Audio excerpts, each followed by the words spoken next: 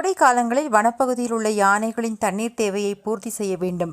தேசிய விலங்குகள் பாதுகாப்பு சங்க தலைவரும் சமூக ஆர்வலருமான விகாஸ் மனோட் வேண்டுகோள். கோடை காலங்களில் பொதுவாகவே தண்ணீர் தட்டுப்பாடு ஏற்படும்.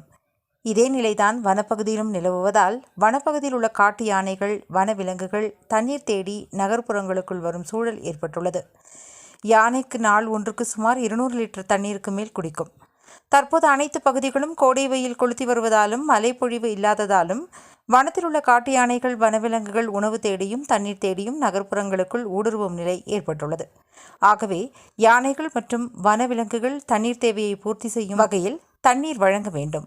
இல்லையெனில் காட்டு யானைகள், வனவிலங்குகள் நகர்ப்புறங்களுக்குள் வரும் சூழ்நிலை அதிகரிக்கும். இதனால் மனித விலங்கு மோதல் சூழ்நிலை ஏற்படும். மேலும் தண்ணீர், உணவு கிடைக்காமல் யானைகள், வனவிலங்குகள் உயிரிழக்கும் சூழ்நிலையும் ஏற்படும். ஆகவே கோடை காலத்தில் காட்டு யானைகள், வனவிலங்குகளை காப்பாற்றிட உணவு தேவை மற்றும் தண்ணீர் தேவையை அரசு சார்பில் ஏற்படுத்தி தர வேண்டும். இதனை அரசு கவனத்தில் கொண்டு உடனடியாக போர்க்கால அடிப்படையில் செய்து தர வேண்டும் என்று அவர் தெரிவித்தார்.